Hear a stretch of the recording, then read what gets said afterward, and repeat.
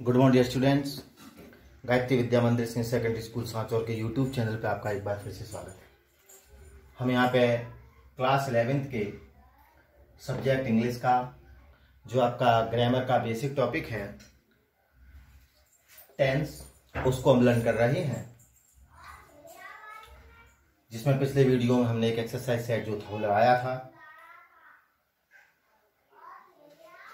इसी क्रम में आपका जो आज टेंस है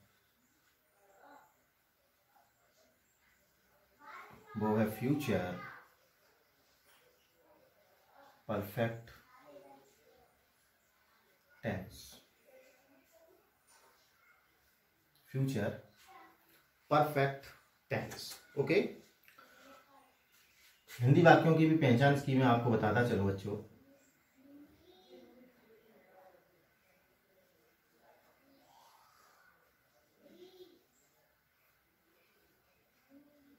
चुका होगा,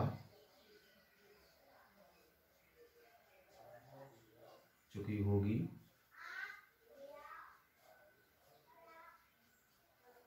चुके होंगे। ये आपकी हिंदी वाक्यों के लिए इसकी एक आइडेंटिफाई करने के लिए चुका होगा, चुकी होगी, चुके होंगे, ये आपका फ्यूचर परफेक्ट टेंस की पहचान रहेगी। आपको बता दूं, यहां पे जो हेल्पिंग वर्ब है आई तथा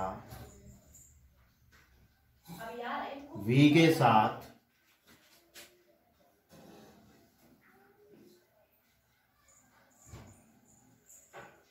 हेल्पिंग वर्ब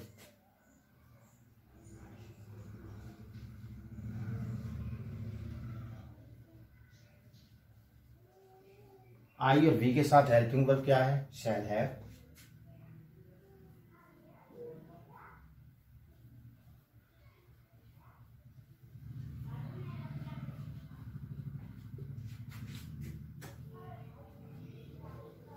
अन्य सभी कर्ताओं के साथ हेल्पिंग वर्ब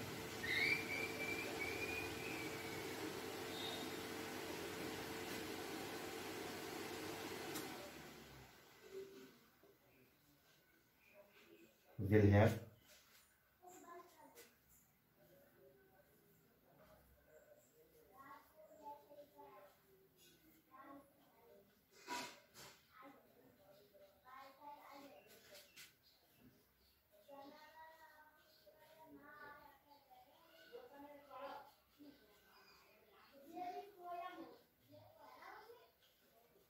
मुख्य क्रिया की तीसरी अवस्था का प्रयोग करते हैं। ठीक है, मतलब आई और वी जब भी आपका सब्जेक्ट होगा तो आप हेल्पिंग वर्ब क्या लगाओगे? शैल हैव लगाओगे। और जब भी आपका सब्जेक्ट आई और वी को छोड़ के कुछ भी हो जाएगा तो वहां पे आप विल हैव लगाओगे। और मुख्य क्रिया की जो थर्ड फॉर्म होगी उसका प्रयोग हम करते हैं। ये तो इसके जो बेसिक रूल हैं वो है। इसमें देखो, आपको बता दूं कि जो आपका अफर्मेटिव सेंटेंस होता है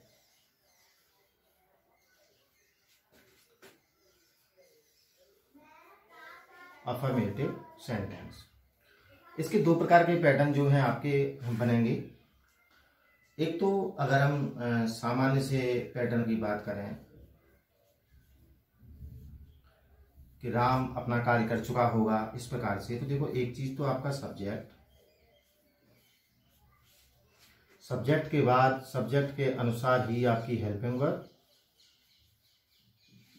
विल हैव या फिर शैल हैव, और उसके बाद आपकी वर्ब की थर्ड फॉर्म प्लस आपका ऑब्जेक्ट। ठीक है ना, ये है इस प्रकार से। इसके लिए आप सेंटेंस भी देख सकते हैं। जैसे मैं कह दूं,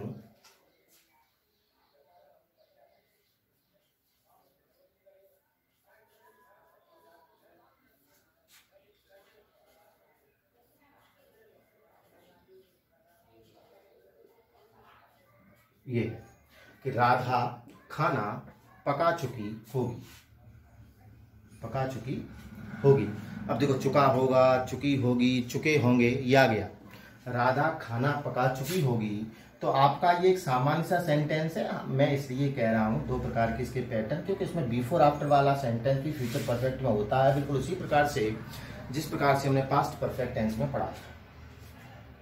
यहाँ सब्जेक्ट कौन खाना पका चुका होगा, राधा। तो हमें सबसे पहले किसका प्रयोग करना है, हमें सब्जेक्ट का प्रयोग करना है। तो हमने यहाँ पे क्या कर दिया, सब्जेक्ट कर दिया। हमें देखना है कि राधा जो है आई और बी को छोड़ के अन्य कर्ताओं में आएगा, और अन्य कर्ताओं में आएगा तो हमें क्या करना है, यहाँ पे किसका प्रयोग करेंगे, हम विल हैव का। तो यहाँ पे लगा देंगे हम विल हैव। तो क्या राधा विल हैव लगेगा या शैल। तो यहाँ तक तो काम खत्म हो गया। अब आए हम वर्ब। तब वर्ब क्या है, पकाना। तो पकाने को बोलते हैं कुक, लेकिन वर्ब की फॉर्म कौन सी लगनी है, थर्ड। तो कर दिया cooked. Radha will have cooked, और खाने को बोलते हैं फूड। तो ये हो गया फूड, इस प्रकार से हो गया। ठीक है, और देख लो, एक हम अपना पाठ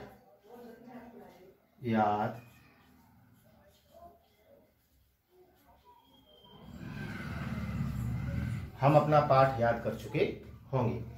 तो अब देखना है यहाँ पे क्या है, हम के लिए वी, और आई और वी के साथ क्या लगेगा, शैल हैव। यानी कि यहाँ पे विल हैव नहीं, क्या लगाओगे, shall have. We shall have. अब याद करने को बोलते हैं लर्न, थर्ड फॉर्म लगाएंगे तो हो जाएगा वी शैल हैव लर्न, यानी हम याद कर चुके होंगे। अब है अपना पाठ। अब देखो वी के साथ अपने के लिए क्या लगेगा, अब है, ये मैंने पहले बता दिया था आपको, इसका चार्ट आपको मैं एक टेंस के दौरान बनवा चुका था। तो ये हो जाएगा we shall have learned our lesson. तो इस प्रकार से भी आपके सेंटेंस जो है इसमें बनते हैं, और इसके अलावा जो है बिफोर आफ्टर वाला जो पैटर्न है वो भी बनता है। तो उसको भी मैं समझा देता हूं। पहले एक बार आप इसका एक स्क्रीनशॉट ले लें, फिर हम देखते हैं कि बिफोर आफ्टर का पैटर्न किस प्रकार से इसमें लागू होता है। हाँ बच्चों, तो अब हम देखते हैं इसका बिफोर और आफ्टर वाला पैटर्न किस प्रकार से होता है। आपको ध्यान होगा पास्ट परफेक्ट में कि इसमें दो प्रकार के कार्य होते हैं। कार्य कितने होंगे, दो। एक तो पहला कार्य,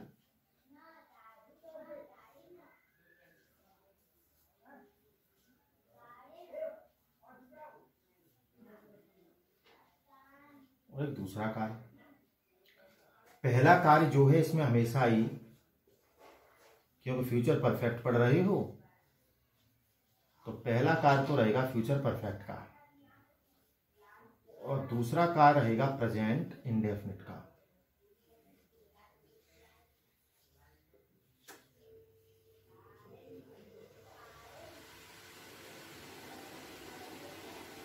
मतलब पहला कार्य इसका फ्यूचर परफेक्ट टेंस में बनता है, और दूसरा कार्य प्रेजेंट इंडेफिनिट या कह सकते हैं सिंपल प्रेजेंट टेंस। ठीक है ना, वो आप अपने इच्छा से।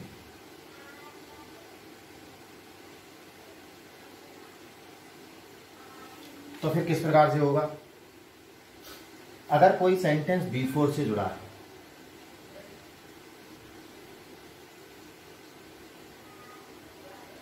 तो बिफोर में यहां पे आपका जो कार्य आएगा वो कौन सा होगा, पहला। और पहला कार्य बनेगा फ्यूचर परफेक्ट, और यहां पे आ जाएगा आपका प्रेजेंट इंडेफिनिट। ये हो जाएगा आपका दूसरा कार्य। ओके, इसी प्रकार से अगर यहां पे आपका वाक्य जुड़ा हो आफ्टर से, तो जब भी आफ्टर से जुड़ेगा तो यहां पे आपका कार्य कौन सा आएगा, दूसरा कार्य। और दूसरा कार्य हमेशा ही बनेगा किसमें, प्रेजेंट इंडेफिनिट में। और यहाँ पे आ जाएगा, जब वहां प्रेजेंट इंडेफिनिट आ गया बच्चों तो यहाँ पे आ जाएगा फ्यूचर परफेक्ट। आप इसको कंपैरिजन करके पढ़ सकते हैं पास्ट परफेक्ट के, तो आपको बहुत जल्दी समझ में आ जाएगा। पास्ट परफेक्ट का क्या था कि पहला कार्य पास्ट परफेक्ट में होता था, दूसरा पास्ट इंडेफिनिट में होता था। यहाँ पे पहला कार्य फ्यूचर परफेक्ट में है, दूसरा प्रेजेंट इंडेफिनिट में है। यहाँ उल्टा हो जाएगा, दूसरा कार्य पहले आएगा प्रेजेंट इंडेफिनिट का, पहला कार्य बाद में चला जाएगा फ्यूचर परफेक्ट टेंस में। ठीक है, तो इन चीजों का ध्यान रखना है। सेंटेंस भी देख लेते हैं हम।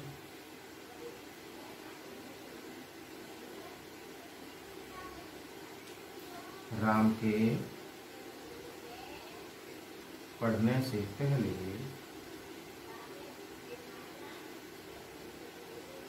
श्याम सो चुका होगा। देखो हिंदी में जब भी ये सेंटेंस आते हैं तो हमारे मन में कंफ्यूजन शुरू हो जाता है कि कौन सा कार्य पहले शुरू हो रहा है और कौन सा कार्य बाद में शुरू हो रहा है। इस कंफ्यूजन का, इस भ्रम का समाधान मैंने पास्ट परफेक्ट टेंस पढ़ाते समय बच्चों को कर दिया था। मैंने कहा था हिंदी में जब भी कोई सेंटेंस आपका पहले से जुड़ा है तो ये कार्य आपका जो है वो पहला है। ठीक है, ये कार्य पहला है और ये कार्य आपका दूसरा है। और बाद से जुड़ा है, जैसे वो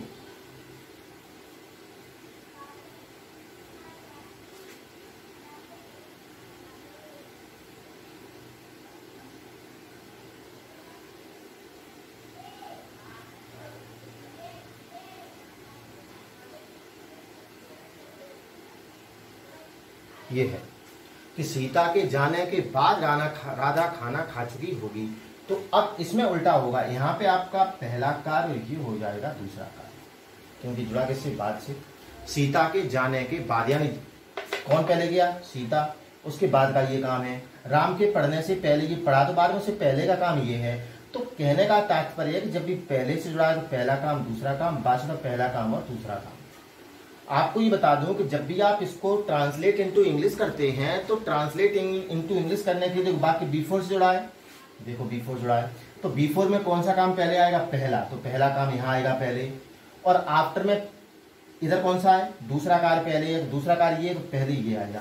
कहने का तात्पर्य हिंदी सेंटेंस में चाहे पहले से जुड़ा हो चाहे बाद से, दोनों ही स्थिति में इस तरफ का सेंटेंस जो है वो आप पहले इसको अंग्रेजी में ट्रांसलेट करते हैं। और दूसरा कार्य है, अब जब दूसरा कार्य यहाँ पे ला रहे हो तो प्रेजेंट इंडेफिनिट में करोगे, जब पहला कार्य यहाँ पे लेके आ रहा है तो फ्यूचर परफेक्ट में करोगे। किस प्रकार से करेंगे, चलो हम देख लेते हैं। राम के पढ़ने से पहले श्याम सो चुका होगा, तो श्याम सो चुका होगा, ये पहला काम, ये पहला काम है। और पहला काम है तो सबसे पहले क्या कर दो, श्याम। ठीक है, फ्यूचर परफेक्ट बनाना है। पैटर्न भी इसका मैं चलो तुम्हें बता ही देता हूँ, कोई कंफ्यूजन ना हो, इसलिए देखो पैटर्न आपको बता देता हूँ। सबसे पहले सब्जेक्ट के बाद यहाँ पे विल है या फिर शैल है, उसके बाद वर्ब की third form before plus subject present indefinite. ठीक है ना, एक ये हो गया। दूसरा भी देख लो, आफ्टर का सब्जेक्ट प्लस वर्ब की फर्स्ट फॉर्म, ये अफर्मेटिव का पढ़ रही है, या वर्ब की फर्स्ट फॉर्म में एस या ईएस, मतलब जब भी subject first form, subject plural होगा तो फर्स्ट फॉर्म लगाएंगे, एक वचन होगा सिंगुलर तो वर्ब की फर्स्ट फॉर्म एस लगाएंगे, प्रेजेंट इंडेफिनिट में आपको ध्यान होगा। उसके बाद यहाँ पे क्या आ जाएगा आपका, आफ्टर सब्जेक्ट। अब ये पहला काम है, यहाँ पे या तो विल हैव का प्रयोग या फिर